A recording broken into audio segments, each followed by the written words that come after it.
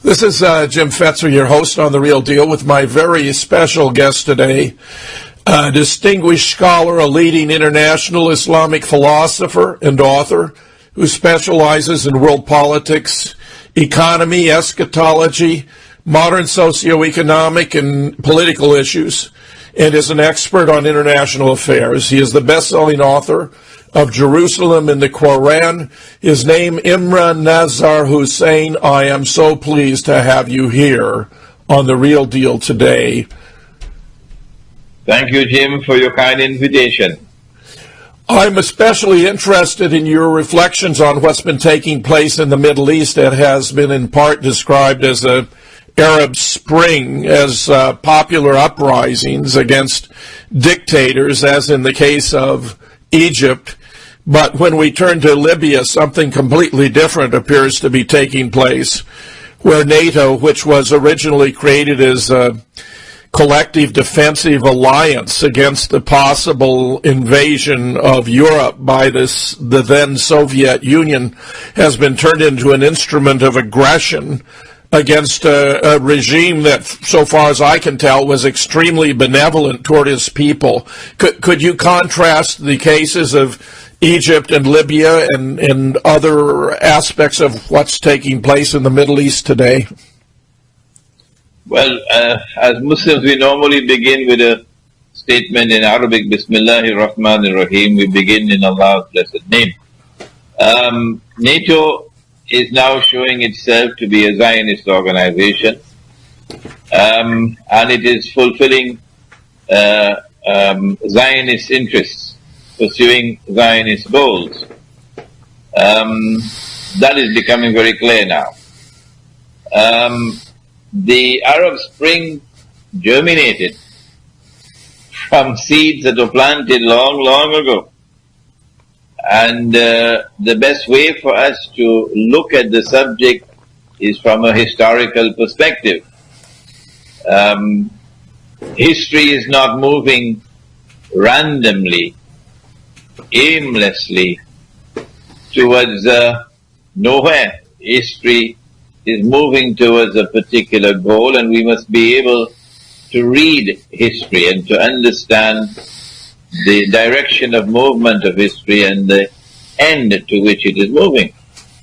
And the study of the Middle East will begin way back with the Crusades. Why did the European Christian people have an obsession with liberating the Holy Land? And no other Christian people had that obsession. And they pursued that obsession for 1,000 years, until eventually we now having an Arab Spring which will bring to power so-called Islamic governments, with the appearance that Islam is re-emerging now as a force in the politics of the region. And the Muslims are going to be feeling very nice about winning elections in, they've just done in Tunisia. The Islamic Party has just come out with the largest number of votes in Tunisia. And we can close our eyes and know that this is the same thing is going to happen in Egypt next month. And then the rest of the Arab world. And Libya is now celebrating, because in Libya, they're proclaiming themselves to be the party of Islam. So there is one common thread between them all, even though there are differences. That in some cases it's a peaceful uprising, whereas in other cases they need some help, so it becomes a violent insurrection. But there is a common trend, Jim, and the common trend is that Islam appears to be re-emerging in the region as a political force. And I am of the opinion that this is not happening by accident. This is meant to facilitate the achievement of the ultimate Zionist agenda. It is meant to facilitate the achievement of the ultimate Zionist agenda. You are suggesting that Zionist interests underlie a lot of these events, and therefore I would infer that they are not bona fide indigenous movements. Perhaps you could elaborate so that I do not misunderstand your interpretation of what's taking place.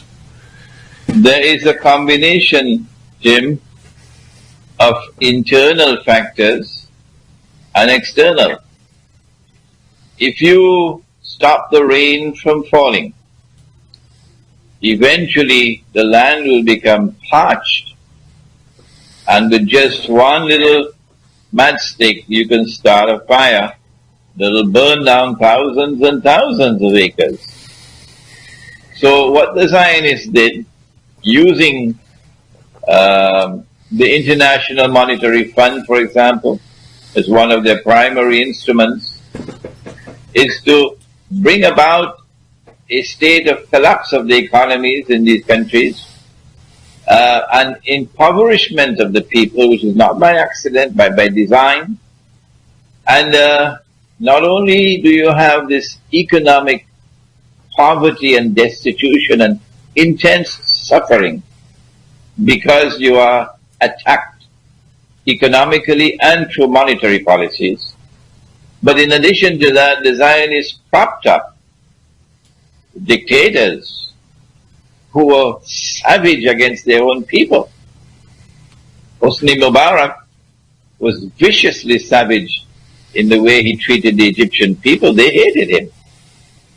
And so these people are suffering from both political and economic oppression. And they're longing for a day when the sun would shine. And the same people who inflicted the oppression upon them are the same ones who come along now and say, we can give you deliverance from oppression. The reason why they're doing it now, Jim, is so that they can claim tomorrow, in fact, tomorrow has already arrived in some places, that Islam now constitutes a threat, not only to Israel, but to the world.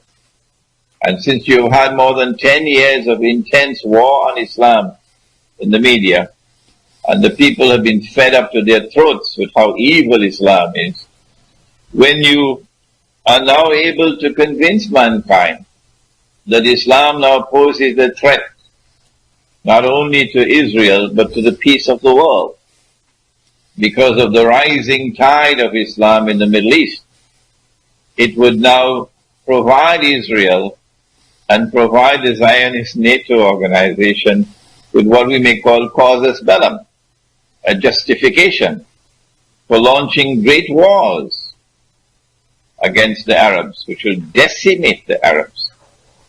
Our Prophet, Allah's blessings be upon him, prophesied that this would happen 1400 years ago. So it is your belief that this is a temporary stage, that the emergence of Islamic rulers in these states is, in a way, setting things up for both the demonization of Islam, but also for future attacks upon those states that are under theocratic governments that are dedicated to Islam, where, and this is in a secondary but very broad question, it has seemed to me that of the three Abrahamic religions, Judaism, Christianity, and Islam, that Islam has the greatest claim to be a peaceable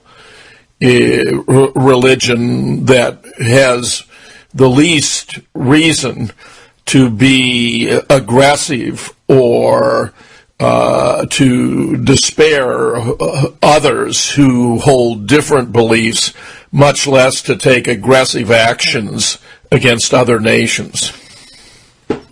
Aggression is the trademark of Zionism, but they are also people with PhDs in deception. Israel has already planned her wars. Israel has a goal to achieve, and that's where we turn to eschatology, the study of the end times. We believe that history is not endless. History is not meandering. History is moving towards an end. That's the religious view. And there is a common belief, both the Jews and the Christians and also the Muslims, all three believe that history is moving towards an end, a culmination, which takes place in the Holy Land. In the Christian view, it is the return of the Son of Mary, the true Messiah, Jesus. In the Jewish view, it is the return, or not the return rather, the advent of the true Messiah, because they rejected Jesus. And so they are waiting for a Messiah who is to come, divinely promised, who would rule the world from Jerusalem. And when Jesus returns, he also will rule the world from Jerusalem, according to the Christian view. And the Muslim view is exactly the same, that when Jesus returns, he's going to rule the world from Jerusalem. But our eschatology is similar to that of the Christians, that we believe that prior to the return of Jesus, by divine design, an actor is created who will impersonate the true Messiah. But he is not the true Messiah, he's an evil being. And this is where politics has to now reach out to cosmology. The Antichrist, or Dajjal, the false Messiah.